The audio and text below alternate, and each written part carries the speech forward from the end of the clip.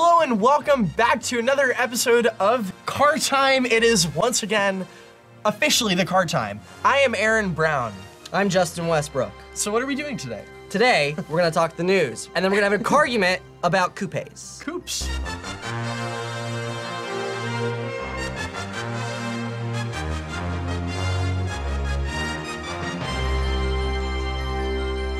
All right, let's get into the news. What's the first story of the day?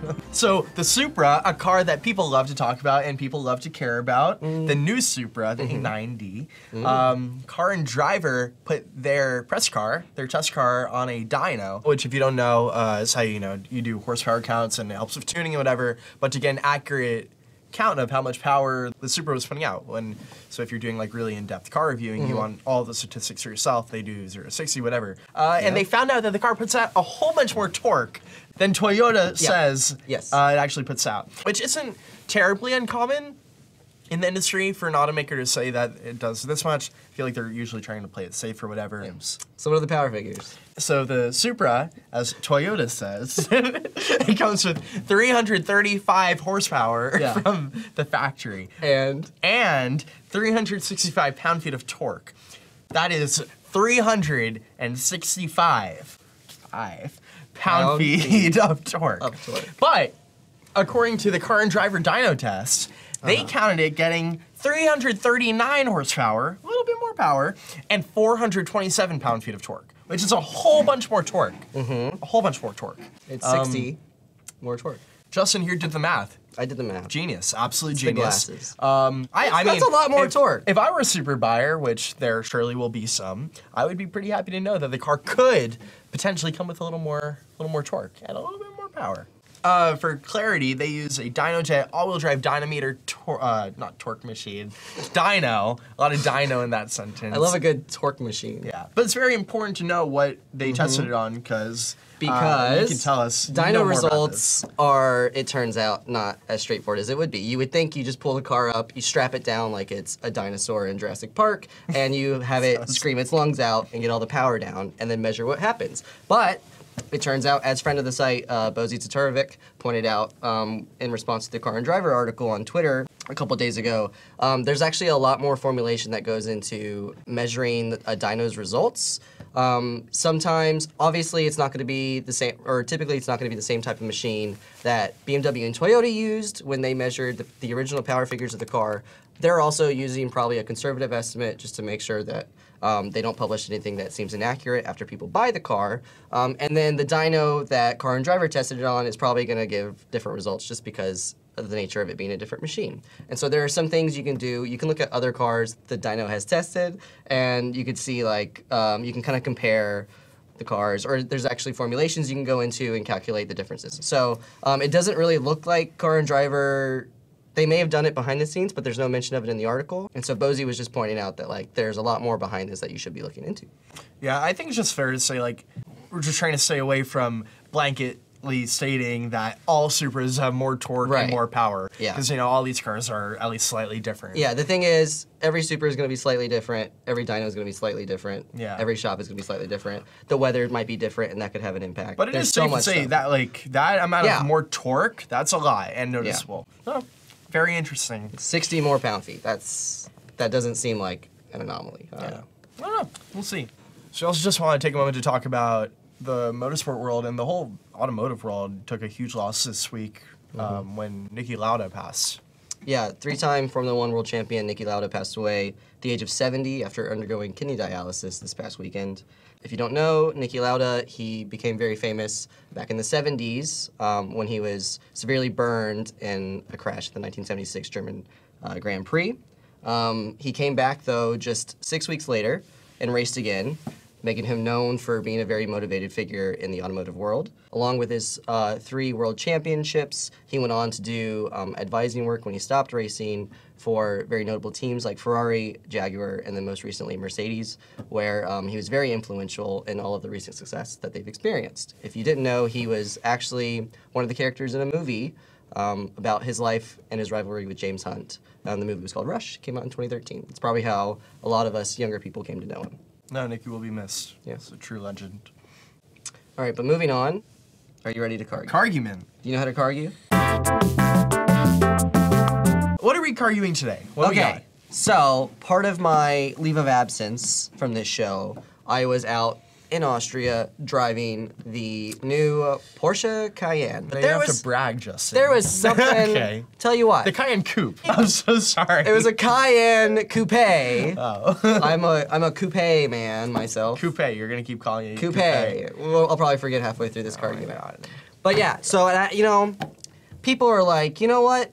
I don't like it that those automakers are going around calling those dang crossovers with 4 doors coupes. Coupes are supposed to be regular cars that only have 2 doors. So what's the deal with that? Yeah, It's an abomination. exactly It's a how it should be. bastardization of the word. And so this got me thinking. It got me thinking about what is and isn't a coupe, and maybe what should be a coupe. So I have no problem with the Cayenne coupe being called a coupe, and I'll tell you why. Because words have meanings. Look up what coupe means. Its French translation means to cut or chopped off. It has nothing to do with 2 doors. It has nothing to do with 4 doors. And if you want to argue, oh, it's about chopping off the rear doors and changing the roofline. Wrong. It's actually meant to be about chopping the roofline design down from its original shape to a new shape based on an established design. So it has nothing to do with being a car. Has nothing to do with being a crossover or an SUV, because those probably didn't exist back when the word first came up. And so there's nothing wrong with calling a coupe. Justin, I will say you are about maybe 10 to 15% correct here. Bullshit. I will say I just did a Google search, which is the official word on everything ever known to man. I don't think so. And it says coupe, and it says coupe, K-O-O-P, as you would say it, not coupe, as you are so grossly saying with your mouth hole. A car with a fixed roof, so you got that. You got that right. 2 doors. 2 doors. 2 doors. And a sloping rear. Now, the Porsche Cayenne Coupe, the BMW X6, the X4, the GLE Coupe, these cars, they all seem to lack the whole 2-door thing. But yet they're still called coupes. So you're going off of and also an English definition. It also says historically, a coupe is a 4-wheeled enclosed carriage for 2 passengers and a driver. This has nothing to do with Well, 2 passengers usually means there's no back seat, which would also mean there's no back door for the seats. Anyway, that was a long time ago. People were really messed up. They didn't know what they were doing, and cars have gotten a lot better since then. Things can change, You're just Aaron. objectively wrong. Listen. Why don't they Why don't they invent? That's the word I was looking for.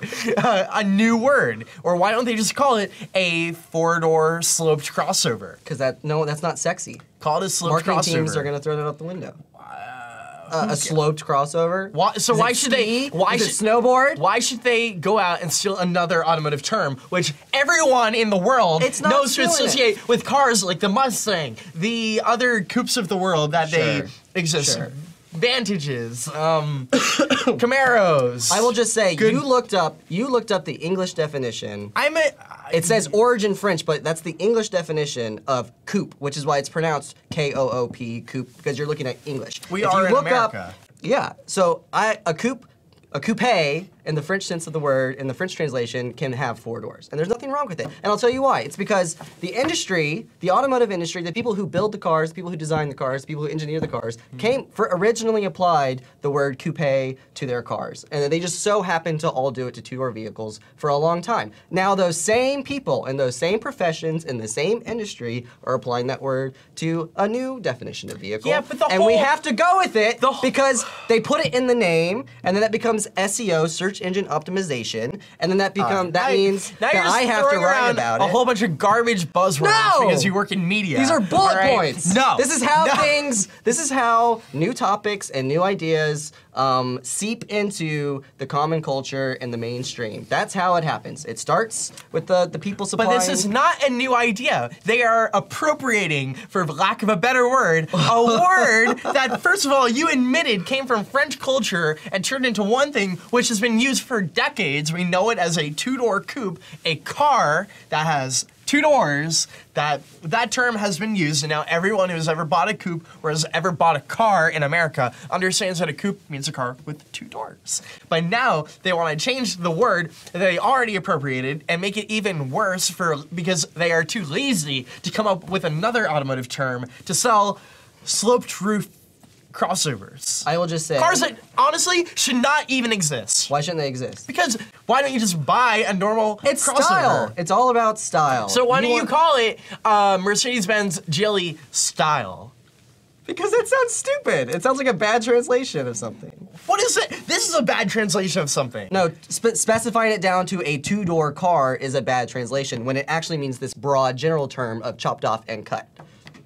Hop into the comments and let us know what you think officially. Show me your doctorate and we will go from there. Let me know if Justin or Aaron, Aaron or Justin is correct on this very divisive topic. Is that the right word, divisive? Yeah, it's divisive. All right, yeah. I've gotten, ever since my review went up, I've gotten a lot of very angry emails. Well, then you're obviously wrong. No. Car time is over once again. Damn. It has been such a ride today. Yeah. I'm Aaron Brown. Thank you for joining us. I'm Justin Westbrook. Glad to be back. Yeah. Justin, welcome back from Europe. What a true I'm honor glad I made it to back. have you Look at back. this beautiful sunset behind us. These pink-colored clouds. The sun has been setting on car time once again. I'm so sorry.